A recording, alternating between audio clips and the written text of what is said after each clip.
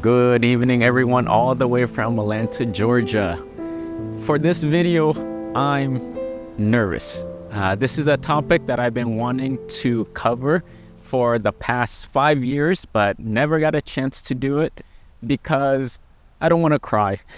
It's such a sensitive topic. I've never shared it before, but it is regarding my mom, and specifically 5 lessons that she shared with me that was just so helpful. So on this Mother's Day that is coming up this Sunday, I figure it's time to cover it because these life lessons potentially may be helpful for someone out there. So I think it's important to take this risk and just share. But to understand these 5 lessons, I wanted to give you some context for the people who are new to this channel. But for myself, my background is that I was born in Laos, a small country next to Thailand. At that time, there was a war, so our family escaped. We took everything that we had. I'm the youngest of 4 boys. We left the country. We got caught, and we were taken to a refugee camp. So for myself, my childhood was spent in a refugee camp in Thailand. Then eventually we moved to a refugee camp in the Philippines.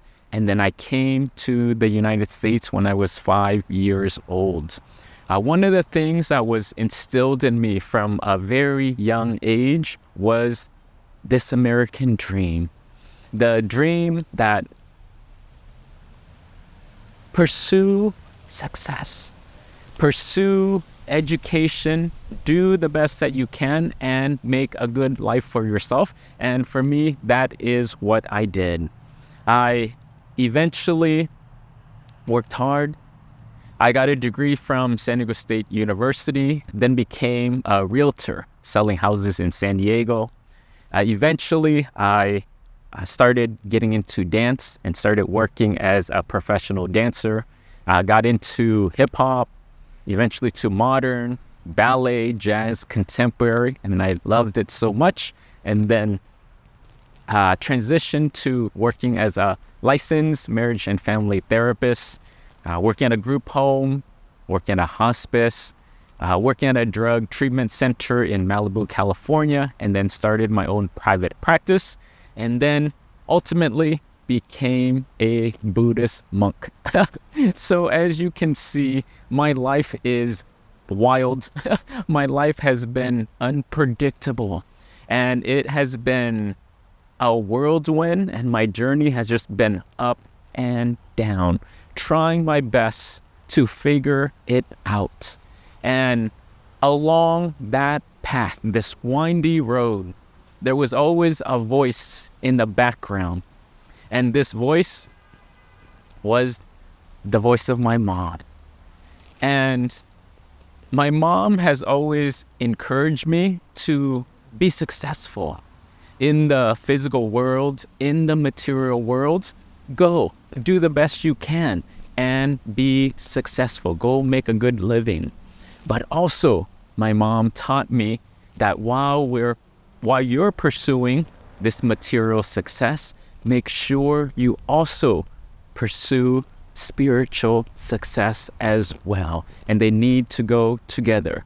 But in this video, I want to share with you the 5 life lessons that were so powerful for me that my mom shared with me.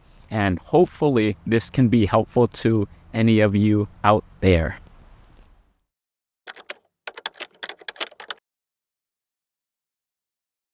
The first lesson that was so big that shifted my whole world was the salt and the water. At the most challenging, dark period time of my life, it was a time that I was going through a breakup. Prior to that, everything was going great. Had the good career, had the friends, had dancing, had the car, the house, everything could have gone as best as it could. And then one day life just hit My relationship, 5 years, just fell apart, and it spiraled me to a deep depression. Getting out of bed at that time was so challenging, and I was so desperate. I seek support to help me get out of that space through professional help, seeking therapists, seeking life coaches, seeking friends, seeking my sibling, anything, books even, but seeking anything that I can get a hold of to get me out of that space. And the support that I got was helpful, but still, if I were to be honest, there was still this sadness. There was still this underlying grief that was there. And I was so desperate where I had to consult my mom. And keep in mind for myself is I come from a very conservative background. So with a conservative Asian family, again, not a good thing, not a bad thing, but for us, we didn't talk about our feelings. We didn't share so much what was going on with our relationships, especially romantic relationships. But because of the state that I was in and that desperation, I said, I need advice, and let me go to my mom. And in that moment, I asked my mom, I said, Mom, in this period, I'm just going through a very difficult time, and I don't know how to get out of this. Please, any wisdom that you have that can help me, I'm an open book. I'm willing to hear anything.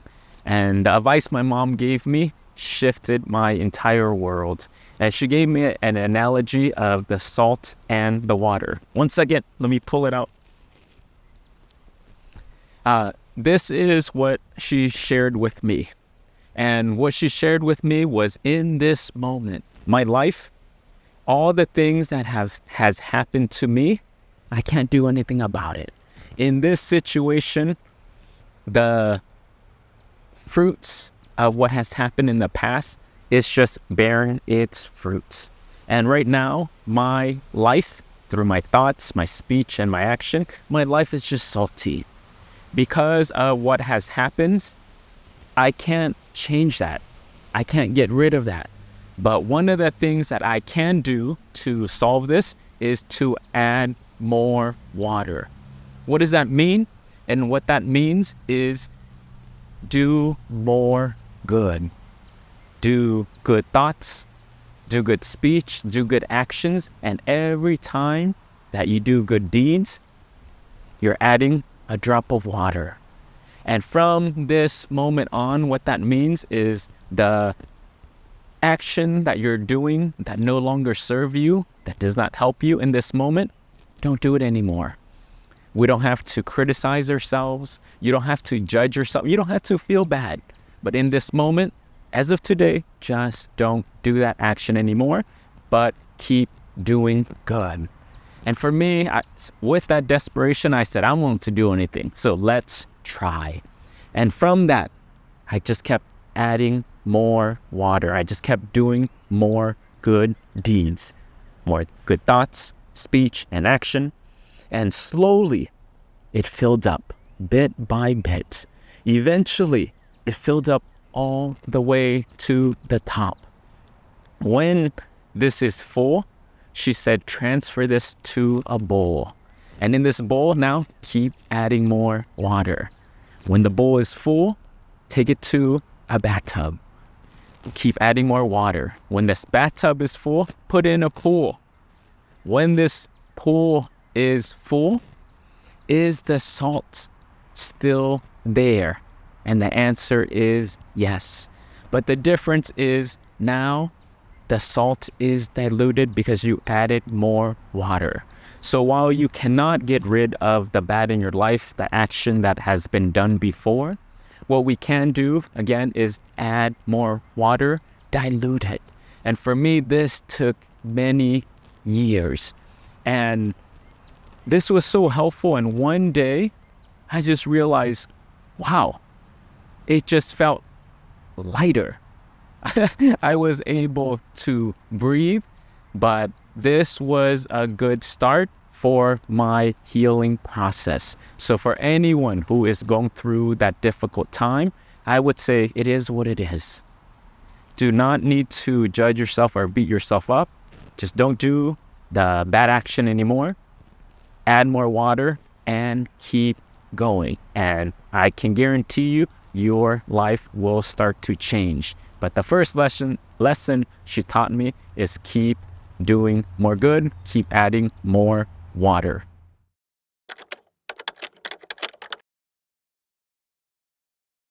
Give the gift of merit. This is the second lesson that I learned from my mom. Coming and growing up as an immigrant and refugee, for me to be alive, I've always felt so grateful. And from that, I've always wanted to show that gratitude to my mom. So with that, anytime it was her birthday, anytime that it was New Year's, for me, I wanted to give a gift to show this gratitude.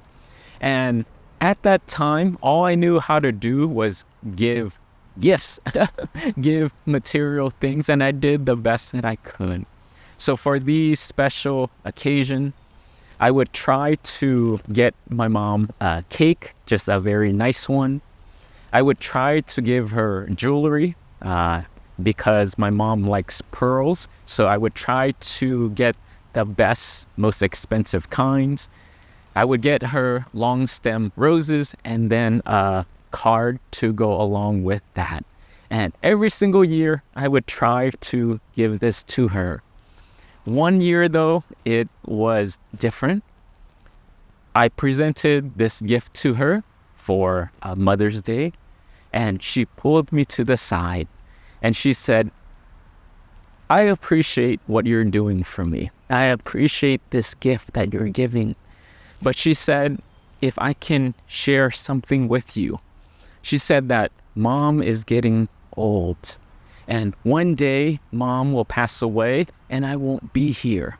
She said, while I appreciate these material things that you're giving me, when I pass away, I can't take any of these things.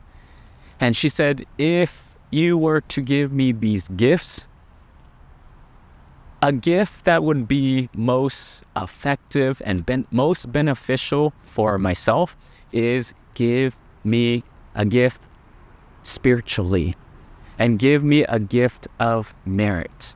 And merit in Buddhism means when we do good deeds, this pure positive energy arises within the mind. She said that will help me the most. And for me in the beginning, I was a bit offended. I was like, I kind of made an effort to get these things for you, and what? So I did not expect that. But with reflection and contemplation, wow. This life lesson was so huge. And I realized that while I should and can support my mom in the physical realm, also support her spiritually, because she can't take any of these things, but she can take a good quality of mind. She can take this good, pure energy with her. So for us then, how do we cultivate that? And in Buddhism, we cultivate this pure energy with meditation. When we practice meditation, this goodness arises within the mind. Another way that we can cultivate this pure energy, this merit, is offering of your resources. In the monastery, for us, the lay people will come, they will offer shelter, they will offer donations, food, medicine, any of these things that they have in the monastery. If you're not in the monastery, you can offer to a shelter, to a church, to a mosque. That's not the issue. But when we offer these things, again, it produces merit. Another way that we gain this goodness and brightness is offering of our time. If you don't have the resources, then volunteer, give back. Here in the monastery, we have people coming to help with the cleaning, to help cut the grass.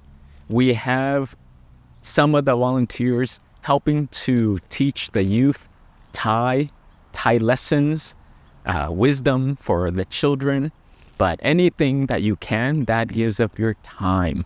Another way that we can produce this goodness is teaching and offering of your wisdom. Share with people to get on the right track, to live a better life. When you share your know-how, to get them to refrain from doing bad things and come to do good things and live a wholesome life, wow, produces this positive, pure energy. And then lastly is when we forgiveness. When we have forgiveness for ourselves and others, this helps to brighten the mind. And since then, for me, out of gratitude for being alive, I now feel so happy, and with this wisdom, living as a monk, I get to train myself. I get to do good deeds every single day, and I get to dedicate all this pure, positive energy to my mom. But if possible for all those out there, while we want to take care of our parents materially, which we should keep doing that, but also another way we can take care of them is spiritually as well. And again, that is by doing these good things.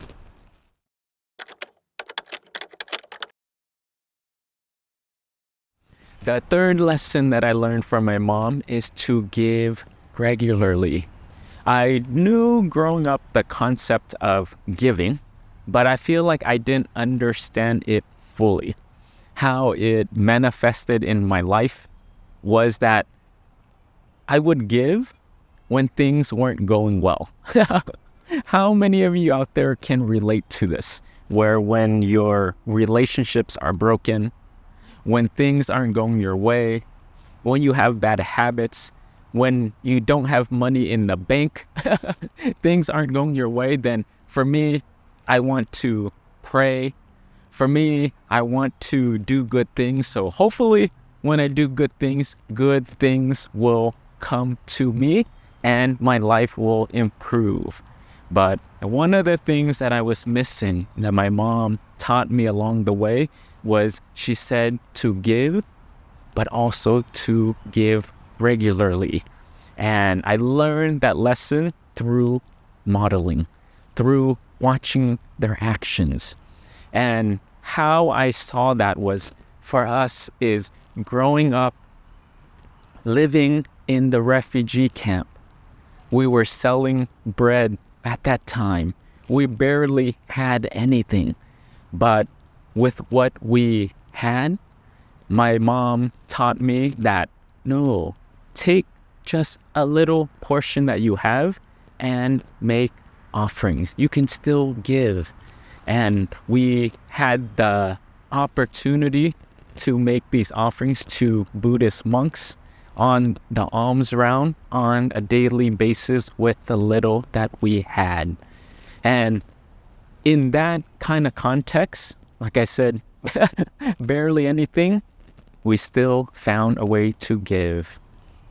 At the same time, when I became successful, was living the American dream and moved to Malibu, California, living the life, my mom said, at the peak of your success, you still gotta give. You don't just stop there now that you made it. No, but in that position, when you have the resources, when you have the time, things are going great, things are looking up, you still give. Even give more if you can. So if possible, then give consistently. I'm going to take it one step further. Even now, living as now a Buddhist monk, she still encourages me to give.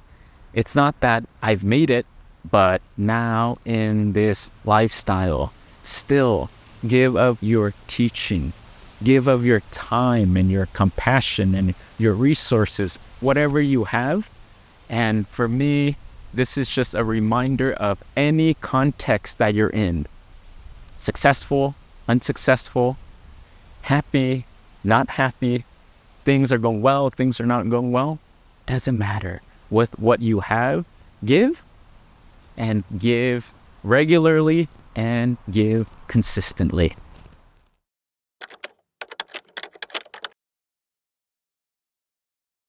The fourth lesson that I learned is to ask for forgiveness and to give forgiveness. So growing up, we always participated in a forgiveness ceremony. My parents would bring us all together once a year, and typically this was done around New Year's. And our family would come to meet up. We would have a family dinner, and then we would give the kids, me and my 3 brothers, we would give a gift to our parents to show our gratitude. And then after that, we would bow to their feet and ask for forgiveness. Anything that I've done intentionally or unintentionally that causes you harm or suffering or ill will, may I ask for your forgiveness. This is important because when we're going throughout the year, how many times have you had, well, let me speak for myself. Many times throughout the year, my mom would try to give me advice and I'm annoyed. I would see it as nagging. I would be short with my mom. I would snap at her. Sometimes without even saying anything, I would have the stank face. I would roll my eyes, but so many different ways, even thoughts that weren't so positive that would come up. And this ceremony gave us a chance to acknowledge that and to ask for forgiveness. In the beginning, when we were doing this, my mom was relentless. She would not go a year. She didn't care where we were, but all the kids needed to come together. We needed to do this ceremony because all of these actions has consequences. And she didn't want us to experience these negative results. So from that, let's come together, let's ask for forgiveness, and it frees myself and it frees everyone involved. But I'm so grateful for this because now I carry it through my adult life. And how important is this ceremony? And for us it's very important. Even when I left my lay life to come to Thailand to become a Buddhist monk, the first thing that we had to do before we ordained, wear these robes, is all of us had to do a forgiveness ceremony. I remember walking in the room, my head was shaved. I was so nervous. And I walked in front of them. I kneeled down and we participated in the ceremony where we bowed 3 times and we asked for forgiveness. Again, anything, Mom, Dad, that I've done to cause you harm or suffering, intentionally or unintentionally, may I ask for, or may you forgive me. And they got a chance to do the same thing. And when this happened, I could barely finish it because I was crying. And I was crying because I just was flooded with all these feelings and emotions of feeling bad that all the times that I thought, all the times that I spoke, all the times that I behaved that had these negative consequences to them. And I was just doing my best, and many times I wasn't aware of it. And everything just flooded. And this moment gave me an opportunity to clear it. Let's wipe it. Let's wipe it for me, and let's wipe it for you. As I'm about to enter this spiritual life, now I don't want to have any burdens. And when this was free, my parents accepted this apology, then everything just felt still. I took the vows to become a Buddhist monk, wore the robes, and this was the first time I just felt so free and so unburdened. And now I can start this new spiritual life without anything holding me back. So this was how important it was. So for anyone out there who may have attachments, for someone who may have done things that harm other people, come back to this practice and ask for forgiveness. It is this powerful.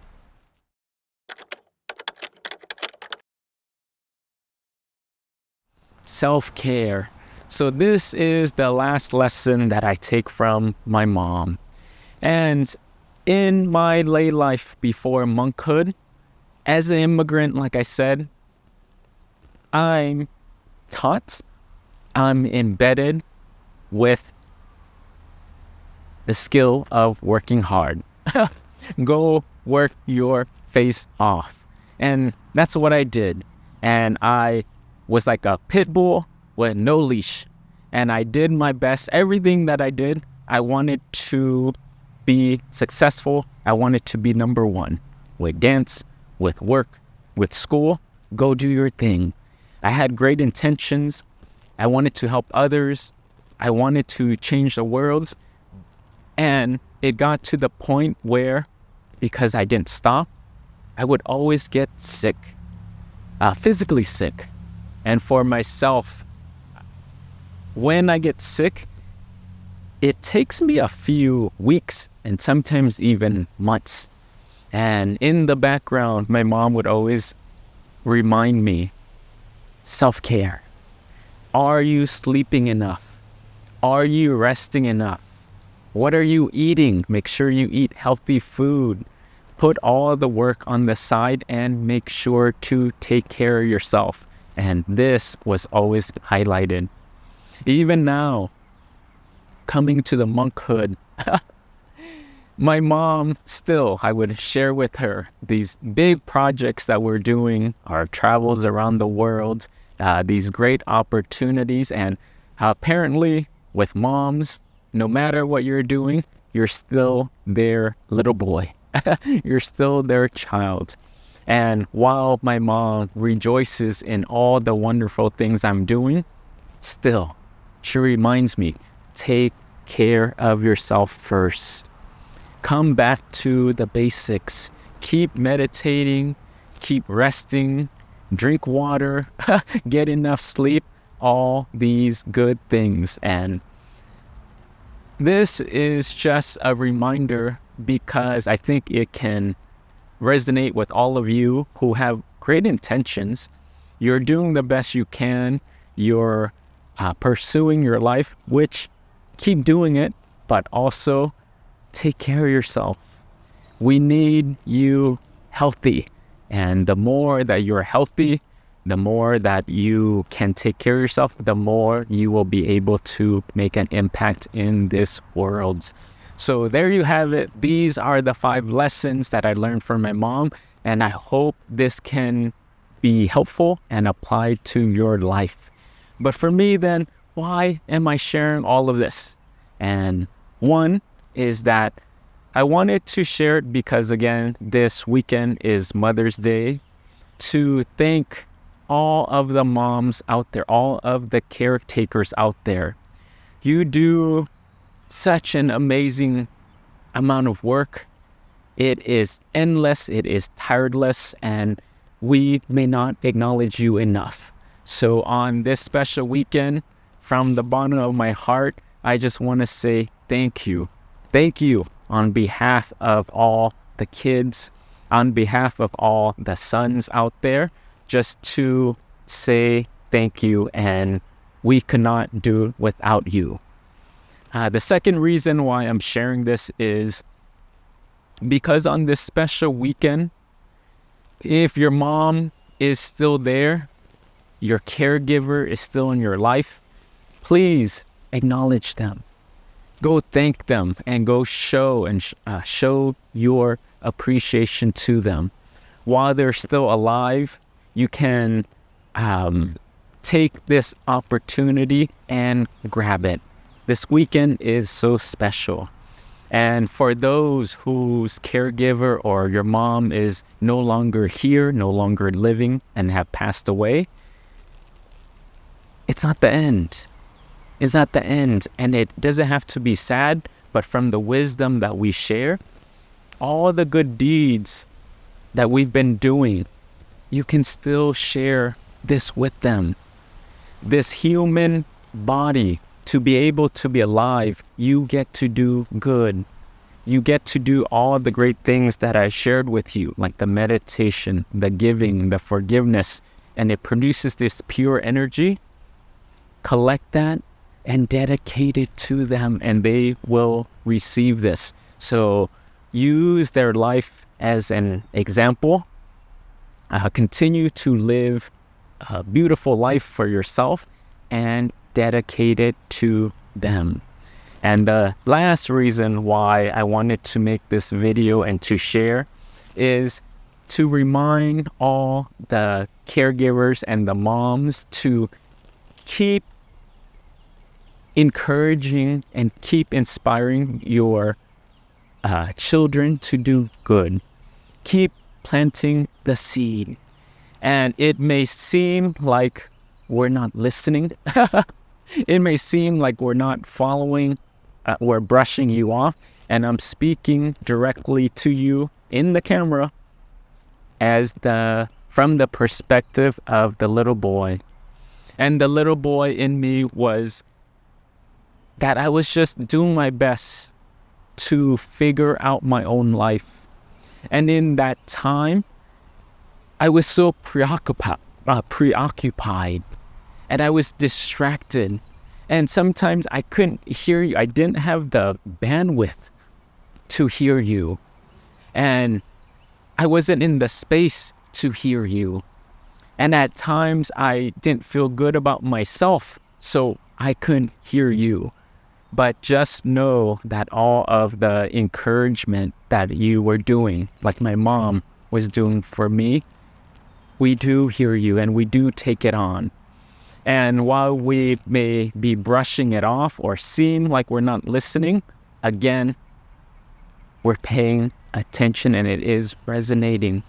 And I don't know how or where it sparked, but at my lowest period in my life, at the points where it was so challenging, these wisdom and these life lessons that my mom cultivated in me, it was helpful to the point where who would have thought that I would be one day living as a Buddhist monk? Never in my wildest dream. That was never the goal. That was never anything. But from that, the seed that she kept planting day in and day out for decades, when it was time to ripen, it just did. So on behalf of the kids, for me, please keep encouraging this goodness. And well, this is such a long rant, but I hope it's helpful for anyone out there. And for the moms, again, from the bottom of my heart, I just want to say thank you. For this weekend, I just want to wish you all a happy Mother's Day. Be safe and keep doing good and loving one another. So, as always, from Atlanta, just wanted to send you my blessing and hope you are all doing well. Satu everyone. Take care.